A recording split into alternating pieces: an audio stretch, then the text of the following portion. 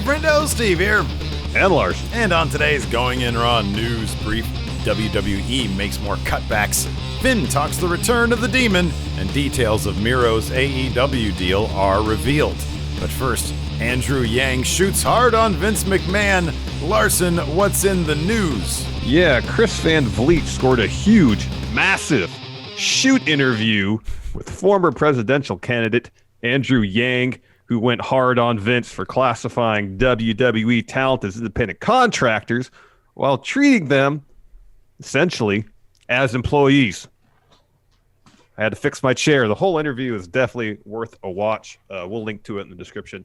And Yang does have a really good grasp on the issues at hand as it relates to professional wrestlers specifically, and seems like a genuine fan of the sport. He even takes a moment to name drop Fake Diesel and Fake Razor Ramon to show his bona fides, but also prove a pretty interesting point. So the crux of Yang's argument, as mentioned before, deeming their talent contractors while exerting so much control over what they do outside the WWE. Here's some salient quotes, courtesy transcribed by Fightful and then later on Wrestling Inc. This is the first bit. Quote, Vince and the gang, they thrive because the mainstream press won't do anything because it's wrestling. The wrestlers don't say a damn thing because they'll know it will come down on them like a ton of bricks. So let's keep exploiting people, make our millions, and we'll get away with it for decades and decades. The bill is coming due, and I'm going to be the person that does it, or the person who is there when it's done, and it's going to give me great pleasure because the people know. The McMahons have made so much money. They have money to where they're investing in football leagues. If you're a wrestler breaking your back and the WWE is like, oh, we can't afford you, you're fired. It's like, well, you probably could afford me if you could afford to lose tens of millions on the XFL debacle. The affordability argument does not apply to WWE the way it applies to every other firm. If you look at AEW, I have a feeling that their economics are real.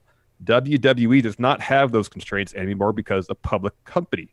If your company is worth $3.3 billion and you're mistreating workers, that's just shameful, really shameful. There was a point in the distant past where you could have made a legitimate argument based upon cost, but now you can't. Now it's just plain fucking greed. We can all see it. He continues on and says, if they are going to control all of the aspects of these performers' lives, then they should take some responsibility for those people, bigger picture. If they have a kid, maybe they get maternity or paternity leave. Maybe they get an off season. Maybe they get proper recovery time. I say this as someone who has been a longtime fan of the sport. They are putting their lives and health on the line all the time. They made Vince a billionaire, and the fact that he's being so heavy-handed about them making a buck on the side on Cameo just struck me as absurd, ridiculous, and wrong. He also used, as you said before, fake Diesel and Razor to poke holes in WWE's claims that their intellectual property is comparable to Warner's or Disney. As you guys know, for some context here, I'm pretty sure everybody knows this, but there might be some friendos out there who don't. When Kevin Nash and Scott Hall, who are known as Diesel and Razor Ramon in WWF, when they left in 1995, WWF tried to present those same characters using Kane and Rick Bognar in their place. They essentially recast the roles of Diesel and Razor Ramon, and I didn't write this down here, but the point being is you can't just recast the wrestler character because the person playing the character puts so much into it. Yeah. Anyways, continue. He says, I really do not think it's a fair comparison. There's no doubt in anyone's mind that if an actor or actress plays Belle from Beauty and the Beast, it's not actually Belle, and they don't live in a magic castle with the Beast.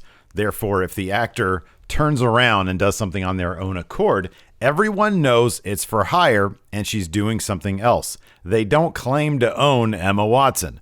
With professional wrestlers, you inhabit a character, but you're still a human being and should still be able to do things like any other human could do.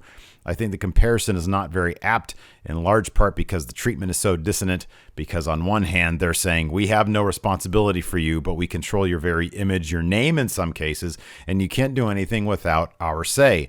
It's inhuman. It's dehumanizing. It's like they're saying, you're no longer a human being. You're this character. That'll be very interesting. What would transpire should the administration switch hands come January? If Andrew Yang, who made a pretty decent. I mean, he's probably out of the field of like 22 or 23 Democrats here in the United States who ran in the primaries for the Democratic ticket.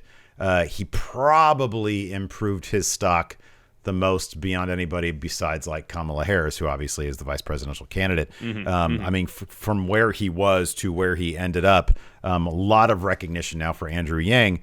Very interesting that all of a sudden you have a fan of the product who sees this and says, hold on a second. WWE is a very unique company in how and I don't know, there might be comparable companies out there that treat their independent contractors. I mean, the whole gig economy in LA, for example. Well, I mean, it's just not limited to LA now anymore. It's everywhere. Yeah. How many people, are making a living or make part of a living, doing Uber or Lyft. Which is a big thing in here in California with the law that was passed. And there's a lot of different, I mean, there are legitimately a lot of sides to that. And it's really difficult to sort of parse that Even go back, one of the common criticisms of Walmart historically was that they'll have people work the maximum number of hours without them being full-time. So they'll employ them for 38 hours or whatever a week. Like a minute short of 40, so they don't have to give them benefits and such. Fun fact, I was a freelancer at Machinima for virtually all the time that I was there, save for like 4 months. Yep. So there you go. I mean, it's I think it's a fairly common practice for companies to try to, especially large companies, to try to get as much productivity out of their workers without maybe classifying them as employees, which is a bummer. If you're going to employ somebody, employ them. Yeah. That's kind of my thought. Yep. His argument here about Emma Watson and Bell and how it relates to WWE's IP, because WWE made the comparison to Warner's and Disney. And I get his point, and I agree with him. However, I wonder if WWE can kind of turn that around and say, well, yeah, you could recast Belle with another actress, and people will buy into the role. But look, fake Diesel, fake Razor Ramon, no one bought into it because it wasn't Scott Hall. So much of the performer is the character, and that character is our IP, and is saying, but without that person playing that particular character, that IP isn't worth as much. That makes sense. Yeah. Neither of us are lawyers. Far from However, far from it. However, well, actually, I did mock trial back. Did you ever do mock trial? No, I did Model UN. We're nerds.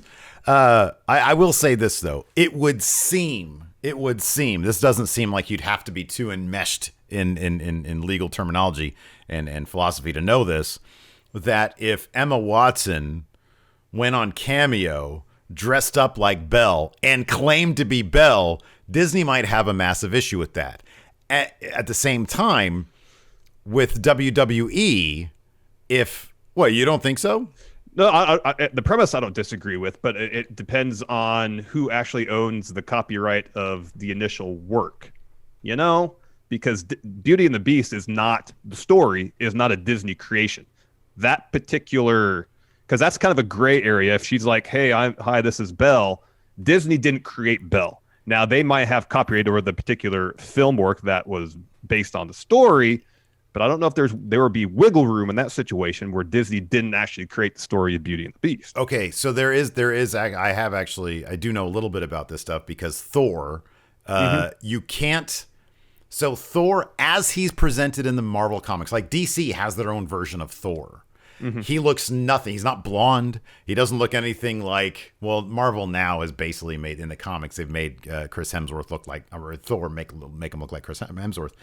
But you can have like Thor from the mythology.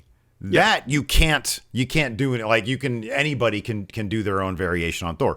You can't adopt any of the elements that Marvel has trademarked for that Thor. So if Emma Watson decided to completely reinvent herself and called herself, there might be some gray area there. My point is, if given that WWE owns the names for the most part of their characters, this might actually cause them to go back to renaming. Even if you're coming off the independent, if you're coming through the independents and you've made a big name for yourself, if you're a Matt Riddle and you've come through the independents, you made a big name for yourself elsewhere, they might still, because of this, they might rename you, because if you go on Cameo, if you're presented with the option, okay, yeah, you can go on Cameo, and you can't dress like you do in the, you can't wear any of your entrance attire or your ring attire. You can't use the name Matt Riddle, even, I mean, this is just an example. Or you can't use the ring name that we've given you, then you are within your rights to do that. Yeah. Because you're basically an actor. Or you can do it through us, where we provide you that setup. I mean, who knows what the financials are? You have the exposure of doing it through us, through our official channels. I mean, they might be forced into giving these wrestlers the opportunity for either one, but not allowing them to do Cameo using their own name, unless they have some sort of exclusivity agreement licensing their name to the WWE, which then they'd have to look at the legalities of that. So totally. It's going to be very interesting to see if if they get targeted.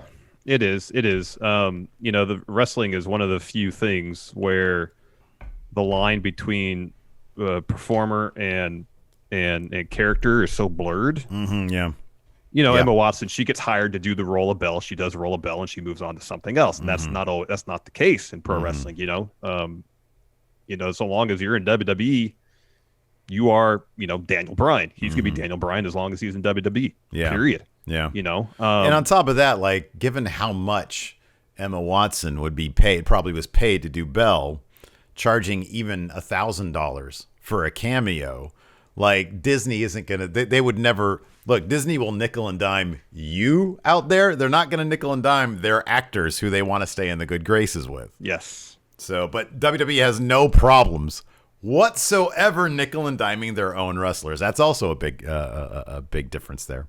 Yes, it is. Anyways. There's a lot of differences. We could spend a lot of time. The interview with Yang is great. Van Vliet does a good job with it. It's like 19 minutes. It's well worth your time to check out. Andrew Yang, favorite match ever, Macho Man Steamboat, WrestleMania 3. It's a great match. It's a pretty good answer to give. It's legit. Fantastic match. Yeah. Been cool if he gave like a deeper cut, I don't know what exactly. What if he went like, what if he was like, oh yeah, New Jack versus Vic Grimes. That was the best.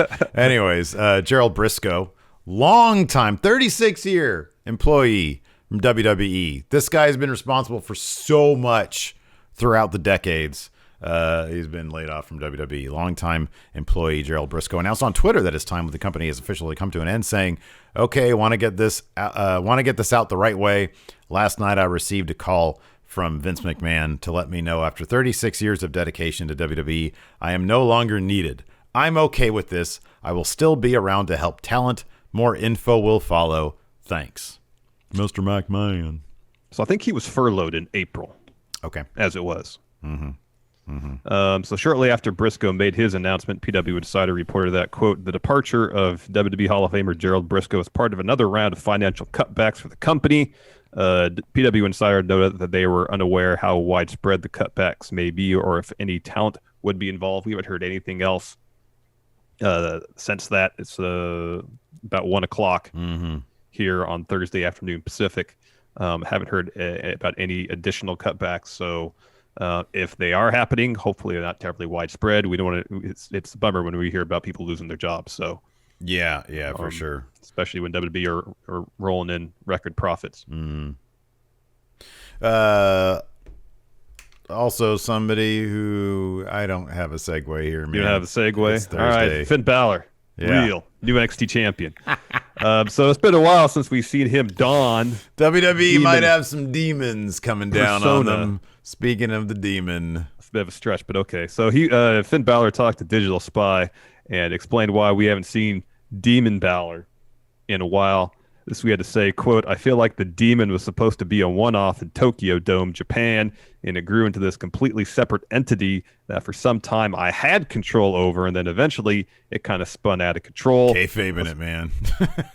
I was trying to please too many people and not pleasing myself. I feel like I lost a grip on what the character was, And what I was utilizing it for, I feel like the main element that the Demon had was the element of surprise. And I feel like we've lost that in the sense it became more like a crutch for Finn. So, of course, every high-profile match pretty much, he'd bust out the Demon and it was like a guaranteed win. But then there'd be times where we'd have a match, I was like, if the Demon is guaranteed W, just do Demon. Like against Brock Lesnar. Yeah, exactly. That was the big one. I was like, why aren't you doing the Demon right now? I know. It was like guaranteed W. But have we seen last of the Demon, according to Finn? Quote, it's definitely not dead and buried. There will be a time and place where we get the Demon versus Bray Wyatt, where we get the Demon versus Braun Strowman, where we get the Demon versus Brock Lesnar. You had that chance, Finn. You had the chance. But right now, I'm interested in defending the NXT championship. So it seems like time being, at least while he's in NXT, no Demon, and I'm totally cool with that. Like the spectacle the Demon does all right, I guess.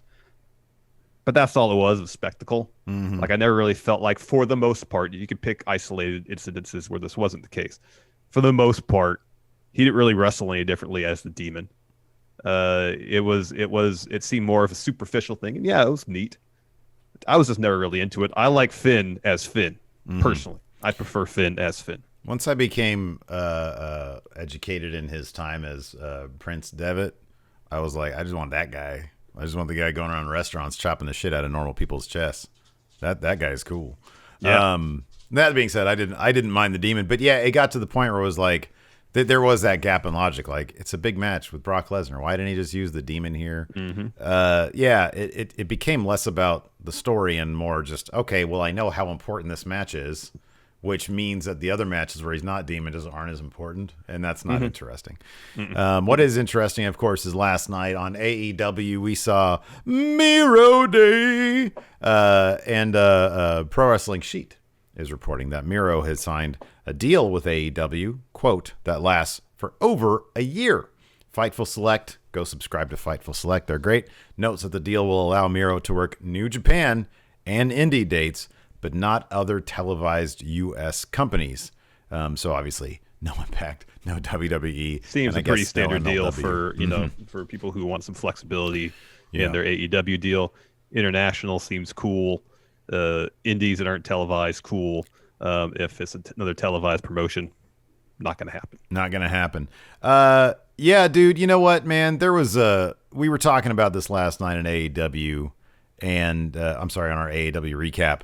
And, there is some chatter out there on Twitter from people saying, yeah, but does Miro, is he checked out? Is this sort of like an Impact the interview thing? Afterwards? Yeah, I don't think he's checked out at all. Man, I don't see an app for that. Shut up. Stop talking to me, Siri. Why is Siri talking to you? I don't know. Anyways, no, he did like a little vloggy thing on his YouTube channel. I linked to it on my Twitter. Man, this dude, he was like as genuine as could be. He seems like legitimately, it's like a new world for him. Seemed like this is the body language and what I got from it. He seems really excited, but he also seems very like, I'm not gonna say very, but he seems a bit on the nervous side. Like, I feel like I think he's really into this, but it's just coming from the WWE and jumping into this brand new endeavor. I don't know if he didn't do that. What did he do before NXT? Before he was, I think he wrestled independently. Was he on the independents before that? I believe so, yeah. That was a long time ago. That's if it's the same thing I saw, he talked about coming to America to become a professional wrestler. I imagine for him and maybe other former WWE talents, it can be a bit nerve-wracking to go from a situation where everything's so micromanaged, and you go to this new company and just like, oh, they don't tell you down to every little detail what you have to do. Yeah. In a sense, that could be great because you feel like it's huge weight is off your shoulders. At the same time, that's a lot of responsibility on yourself that you have to fill in those gaps. Yeah, I can completely understand why that would cause anxiety. No, but also be really exciting. He could also see. I mean, he could also see the success stories. You look at guys who were with WWE before. I mean, obviously you got Cody, but you got Brody Lee, big example. Hager, big example. Guys who have actually. I mean, in Hager's case. I think he's had a successful run in AEW. I think I know he's not like the world champion or anything. He's probably never going to be, but his role in AEW is perfect. It's perfect for him and his personality. It's perfect. But I can imagine you look at those guys and like, man, I hope I kill it like they do. Like, especially like Brody Lee. He set like a new standard, in my opinion. So yeah. Or well, that's good. It's good that he has those people there to confer with, to talk to get insight on how to make that transition from taking control to a certain extent of your own creative and making the most of those opportunities. Yeah. And I mean, I really like, upon further reflection, I really am looking forward to seeing what he's going to do with Kip Sabian. Yeah. Yeah. Being able to bounce off somebody else is probably an important part of that. Kip, like I said last night, has got a ton of potential. They haven't really figured out too much of a role for him, but maybe this will propel both guys. You have somebody to bounce off of, somebody backstage for ideas. Hey, let's do this. Let's do this. If it's genuine and you're coming up with ideas, people are totally going to at least give you the benefit of the doubt and try to buy into it. And if it fails, same thing you did with the Dark Order. You just pivot a little bit, see what else works, get some time on being the elite, perhaps. I'm looking forward to this, man. I think this is great. Yeah, I think Miro on being the elite is going to be great. I mean, I me wanting more for Miro, I hope that wasn't seen as a slight to Kip, because that's not how it was intended. I thought you hated him so much. No, I think I think both he and Penelope have a bunch of potential. When I said that only because Miro has gotten over with everything he was ever given in WWE. The possibility for him to make money for AEW and put eyeballs in the company is pretty vast. I just didn't know if a situation where he was put in would do that quickly. That being said, there could be some good stuff there. It's probably going to be fun. I'm not going to dismiss it out of hand. I was maybe just a little disappointed. That's it. And that's just me personally. But there's a lot of stuff that Kip has done that I have liked. Yeah. And I thought the segment where he made the announcement, I thought from the comedic aspect, he handled it very well. When AEW has committed to things, they have generally worked. And they will try and try and try, and they are not afraid to fail, and they'll try again. So yeah, I'm looking forward to it. Hopefully you guys are too. We'll be back, tomorrow night for our SmackDown? Tomorrow, the news brief, and then SmackDown, right? Is that what we're doing? Yeah, that sounds right. We don't have anything tonight. It's weird to think that tonight we don't have any wrestling to watch. I know. The next week, I'm not entirely sure what the schedule is. Like, is NXT going to be back on Wednesday? I think so. They haven't said otherwise. It's either going to be Wednesday or Thursday. So we're going to get it's probably going to be, well, I don't know. Well, it's a toss. It depends on the Monday, NBA but I wouldn't be surprised at some point this week, because NXT did pretty well in the ratings again this week. It was over 800,000, just slightly down from last week. If they say, I don't know, tomorrow, no, hey, NXT's on Tuesday. Really? You think they'd pull the trigger that quick? I don't know. I mean, it depends. I don't know. I would think they'd try to see if they can carry that momentum to keep Wednesdays. And if a couple weeks go by and it's like, oh man, we're back into like the mid 600s. That's going to seem even more like they're doing it just because they're floundering on Wednesdays, as opposed to saying, here, look how successful we are on Tuesdays now. If they go back to Wednesdays and be like, oh, here's a reminder of why we're moving in the first place, because we weren't succeeding on Wednesdays. We're retreating back to Tuesdays, as opposed to they just do it soon. It's like, oh, hey, look. Yeah, Wednesdays were fine for us. Wow, so much more exciting on Tuesdays. Yeah, I don't know. You're riding the momentum of good ratings on Tuesdays for 2 weeks in a row. We'll see. And then, of course, today on Friendo Club TV, we've got Rawgate Mutant Absorption Series versus Bruno Sammartino. Oh, and there's some controversy there. Rawgate Mutant had to hit the rewind button to go back in time again. I mean, those Rawgate powers, you know? Exactly. Anyways, check that out. Thanks for watching. Until next time, we'll talk to you later. Goodbye. Be a part of the best pro wrestling podcast today at patreon.com/Steve and Larson. Enjoy tons of bonus videos, including patron-only live shows, gameplay, and vintage 10 for the wins, access to podcast question threads, the Friendo Care Package, and so much more. Support Going In Raw today at patreon.com/Steve and Larson.